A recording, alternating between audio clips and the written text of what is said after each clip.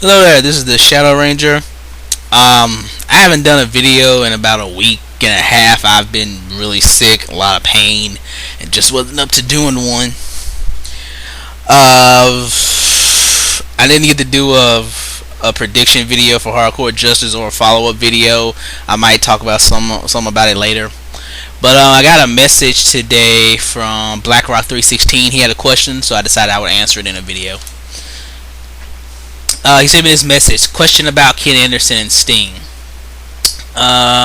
He says, I have a question about Ken Anderson. Maybe you can explain it because I am confused to how TNA is booking this guy. Do you think the company has no idea what to do with him or has an idea how to use his character? How can you use Anderson in TNA?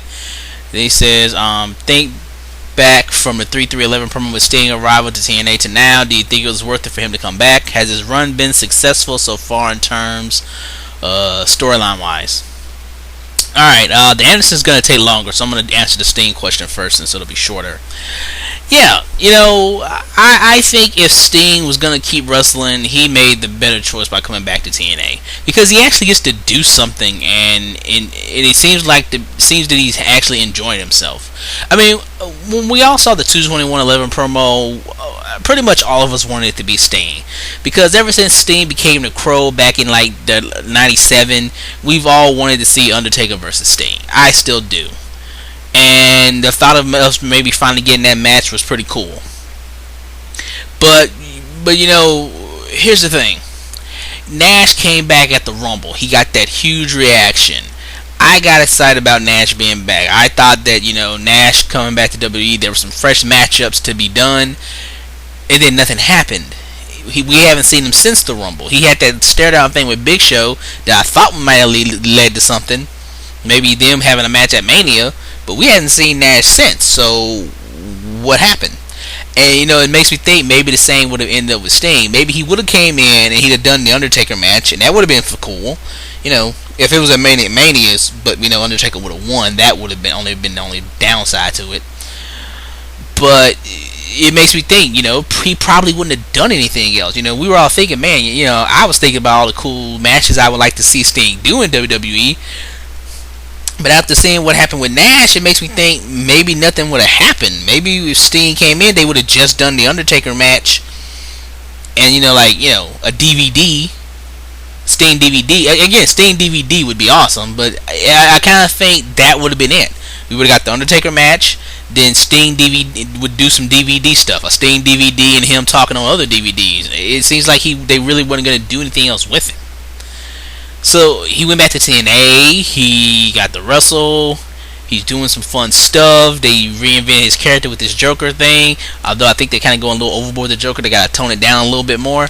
He seems like he's into it, he seems like he enjoys doing it, he seems like he's having fun. So was it worth him to come back to have fun? Yeah. But TNA pays Sting very well, he's doing something that he enjoys, he gets to have fun. I think, a lot of people say Sting, I heard a lot of people say this, and it's right, and it's something I disagree on. It's the people who say Sting should be used sparingly, that he should be used like the Undertaker and only do a small amount of things. But you gotta remember, the reason Undertaker is used sparingly is because he has so many injuries. He can't do a full-time schedule. Sting can at least do a decent schedule. And a lot of people say they should use him sparingly. I disagree. I think Sting should wrestle as much as he can because he ain't got much time left. Sting is 52 years old, I believe. How much time can Sting legit get in the ring and do a match, a halfway decent match? His matches are still good. They're not great like they used to be, but age, father time gets us all in the end. I think Sting should get as much as he can to stockpile as much cash as he can, because Sting's 52. I give Sting 3 more years. I honestly can't see Sting actually wrestling 3 years from now. I say Sting should keep wrestling as long as TNA's paying him well. He should get that money, put on as many matches, do as much as he can with the little time that he has left.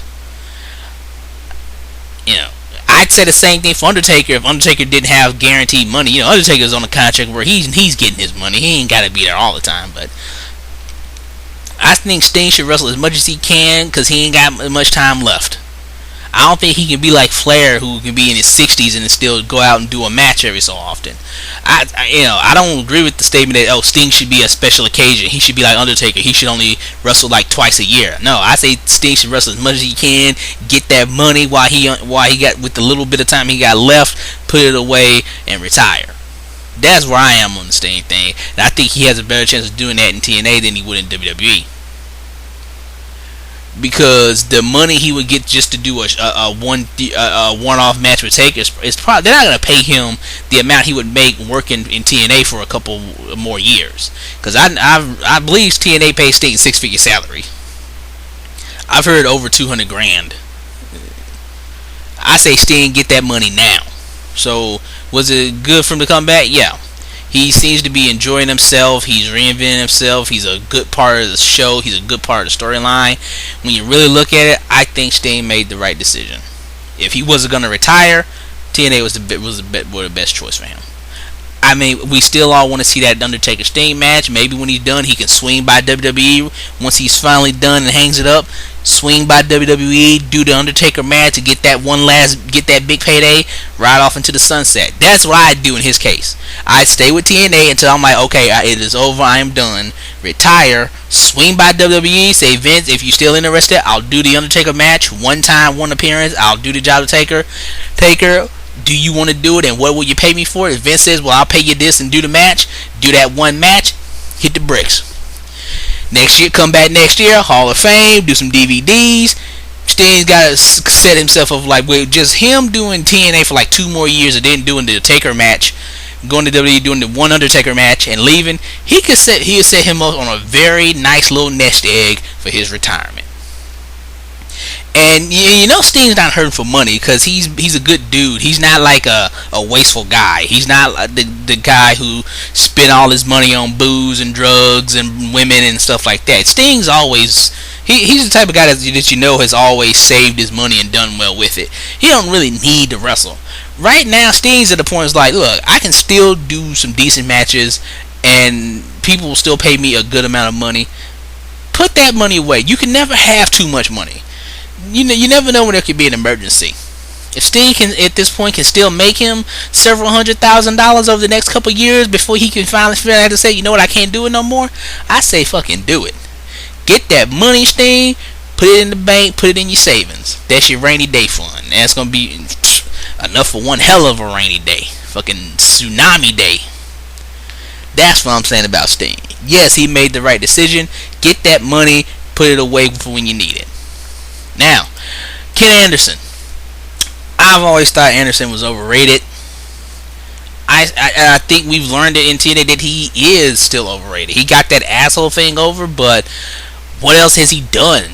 What else does he have? I don't think Ken has it. You know, people say he got released from WWE because of politics. I don't buy into that. I think if Vince had seen real money in Anderson, he would have kept him around.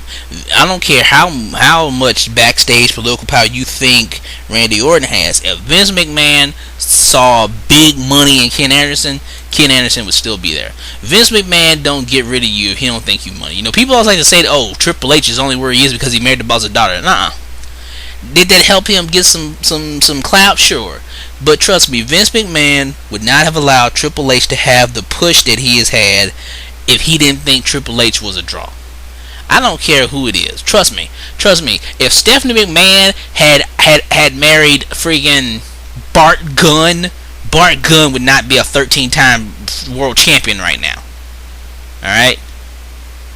There's a difference. Triple H had talent. Vince McMahon knows money when he sees him. And you know, here's the thing. People always talk about TNA hiring ex-WWE guys and how they shouldn't. But people don't really come out with logic on this. So I'm going to come out with logic for a minute. A logical reason as to why I would say TNA shouldn't hire ex-WWE wrestlers. And it's this. Vince McMahon doesn't fire you unless there's something wrong. If you can draw money, Vince McMahon keeps you. You're tainted. Something he saw that says this guy ain't gonna make money, and he's never been wrong. I can't think of a single guy who has been in WWE, did nothing, and then became a huge star somewhere else. We've heard stories about a company not using a guy right, and then that guy going somewhere else and making it big and becoming a big draw. But I never heard as guys going from WWE. It's guys going to WWE. You know, you go back to Hulk Hogan when he was in AWA, that, you know, Vern Gagne wouldn't give him the push that, and people go back and say, man, you could have been the guy that had Hulkamania, but for various reasons he didn't give Hogan the push he should have had. A lot of people say it was, you know, politics and Vern's son not getting along with Hogan and stuff like that. And, you know, there's that rumor that they offered Iron Sheik $100,000 to break Hogan's leg. But Hogan went to WWE. Vince McMahon saw the potential in Hogan, gave him the push. Birth of Hulkamania. The rest is history. Stone Cold Steve Austin was in WCW first, the stunning Steve Austin. Mick Foley was in WCW's Cactus Jack. Edge was in WCW first. Triple H was in WCW first. Chris Jericho. We all have heard the stories about the guys. You know, let me think. You know, Bischoff fired Austin via FedEx. I believe, you know, Austin, Mick Foley, Edge, Triple H,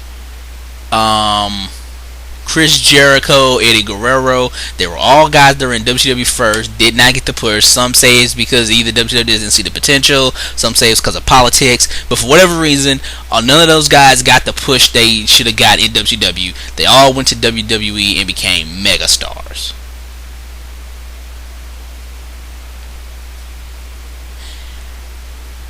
But who can you say that about going from the WWE? Is there anybody that you can name that was in the WWE, wasn't a star, wasn't pushed, they went to another company, and some other company saw potential in them that WWE didn't, push that guy, and that guy became a big star for that company, a huge star, a huge draw that we look back on today and say, wow, Vince McMahon really missed the boat on this guy. Why didn't he see this guy's potential? And that guy could have been a huge star for WWE, but they didn't see his potential, and he went to this other company and made a huge amount of money. I can't think of a single guy that you look at and say WWE did nothing with this guy. He went somewhere else and became a huge star. Anybody?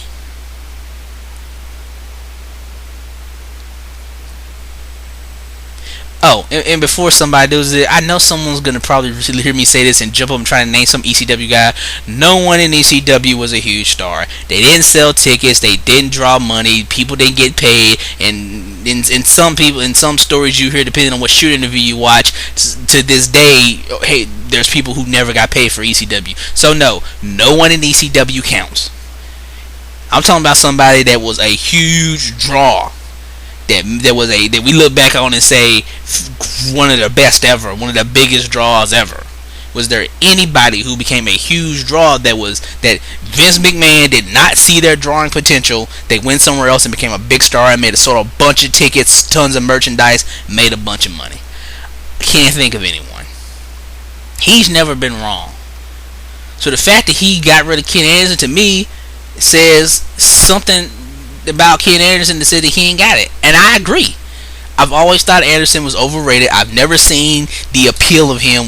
I remember when he left when he got released from WWE, people will say how, oh man, as soon as his 9 days up, TNA better hire him. He's gonna be the guy. He can pick TNA up on his shoulders and carry them to the top. And I was like, this dude is so overrated. I've always thought he was overrated. He started to win me over a little bit. Maybe he has some talent, but he is. I've never bought him as main event talent, and I think that what's happened is TNA's realized the dude is not main event caliber. You know, he can do a decent promo, but he does the same shtick over and over, and he gets boring.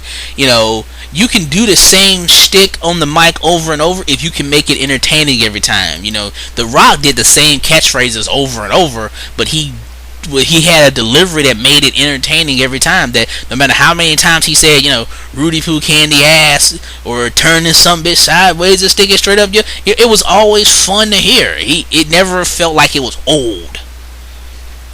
Even though he did it every week, even though Rock said the same catchphrases every week, it just never felt like, oh, here we go, same catchphrases. Yeah, monkey crab, turn it sideways, people's eyebrow. It never felt old with The Rock. Anderson's stuff always feels old. Him with the mic, Anderson, that got old. Asshole, that got old. A big problem TNA has is, they overdo everything. Whenever they get something good, they run it into the ground. They overdo everything. And that was another thing they did. Just, it got over, and then now he was saying it 50 times an episode. So, I just don't think I've never seen Ken Anderson as a main event talent. I don't think he ever has been or ever will be. I don't think anybody in any company could push Anderson to where he is a legitimate main event draw. Can he be good on a program? Yes, he can be good. But how would I use Anderson in TNA? I wouldn't. If I was running TNA, he would have never been hired. And if I took over now, he'd be released. I just don't see him as a guy that you can really do anything good with.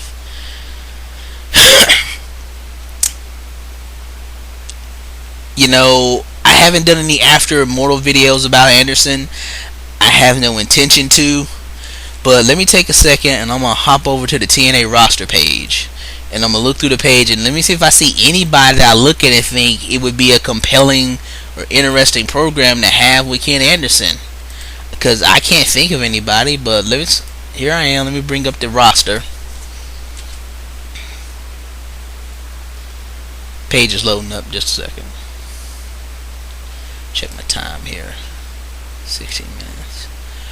But as I look at the roster, I don't see anybody on this roster that I feel like that's an interesting and compelling feud. Anderson versus this guy.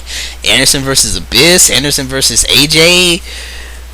Robert Roode, Brian Kendrick, Bully Ray, Christopher Daniels. I mean, you got a couple of nice matches.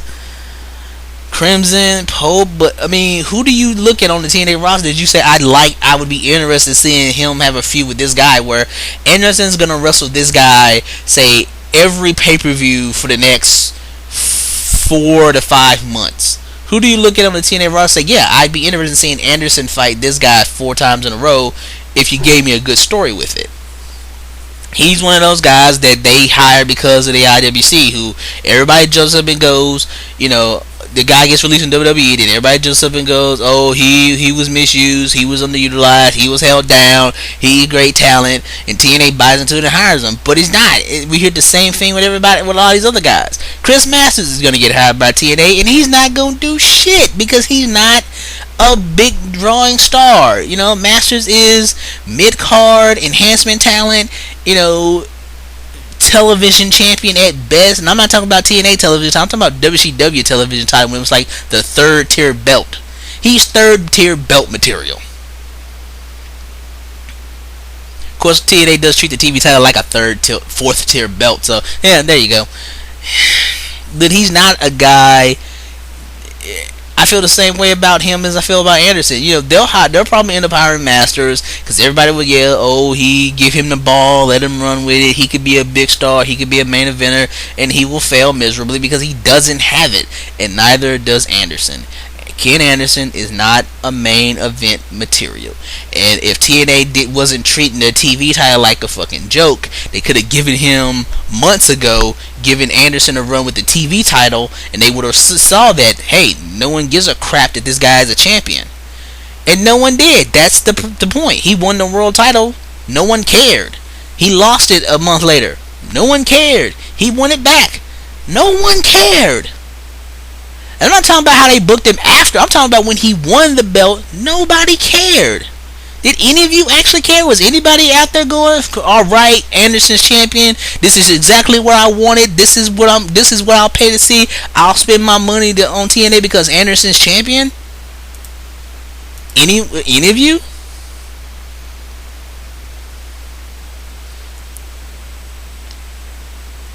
the reason people talk about why is he getting changed from face to heel all the time is because they're trying to find something with him that will actually work.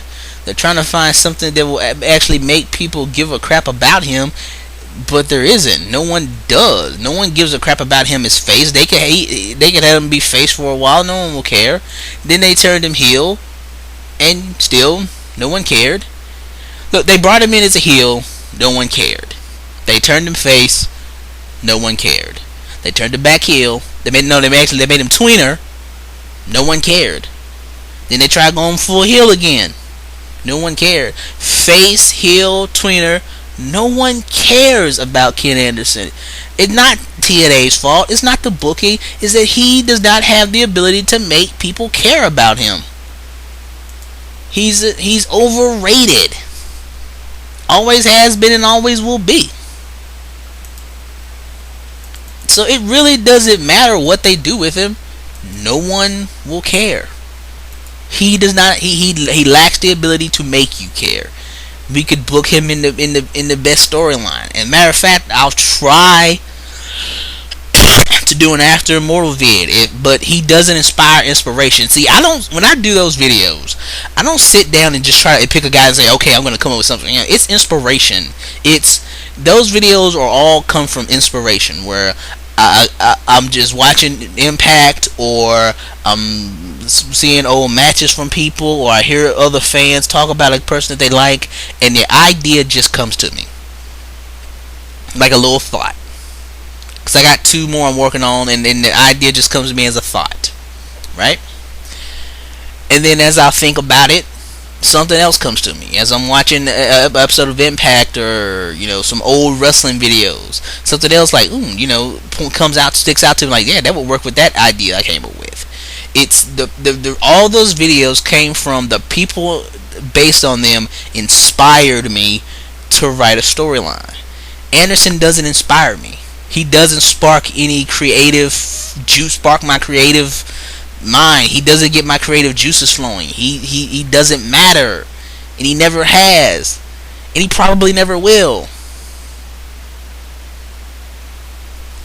Let me check my time. Alright, I'm at 22 minutes. I can sit here and continue ranting about the uselessness of Ken Anderson. And there was another topic I was going to talk about that's similar to this, so I might as well go ahead and do it now. Somebody else I feel exactly the same way about. Samoa Joe. Everything I said about Anderson, I also apply to Samoa Joe. Overrated and boring. And people want to say it's because of the way they booked him. No, it isn't. Joe is one-dimensional. He is a one-dimensional character. And his one dimension is blow through everybody and destroy everybody in less than 5 minutes. He has nothing else. People say it's because TNA's booked him poorly. No, it's when eventually they ended his undefeated streak and tried to do other things with him, and we all found out he can't do anything else. You can make the matches longer and still have him destroy everybody, but if he's not the bulldozing Samoan submission machine, what else do you have? Sooner or later, the undefeated streak thing gets boring. And that's what happens to a lot of these guys who have undefeated streaks, is that once the streak is gone, they don't have anything. It was the same with Goldberg. When he finally lost, we realized what we learned about Goldberg when he finally lost the match and the streak was gone, was that he didn't have anything else. Without that, he was nothing. He still had enough star power to last for a while, but when you took away the streak, we quickly the mystique, the greatness of Goldberg faded away. It took a lot longer than it is with Joe, but the same with Joe. Once you took away the undefeated streak, what else does Joe have? If he's not coming out there and making everybody tap in under 5 minutes, what else can you do with Joe? I challenge anybody to come up with an interesting storyline or interesting gimmick for Samoa Joe other than that. And when you come out and destroy everybody in 5 minutes, and everybody says, "Oh, I want the killer Samoa Joe to come back," and they could bring him back, and everybody would cheer for it. They would bring him back, and he can destroy the entire roster, make everybody on the roster tap in 5 minutes.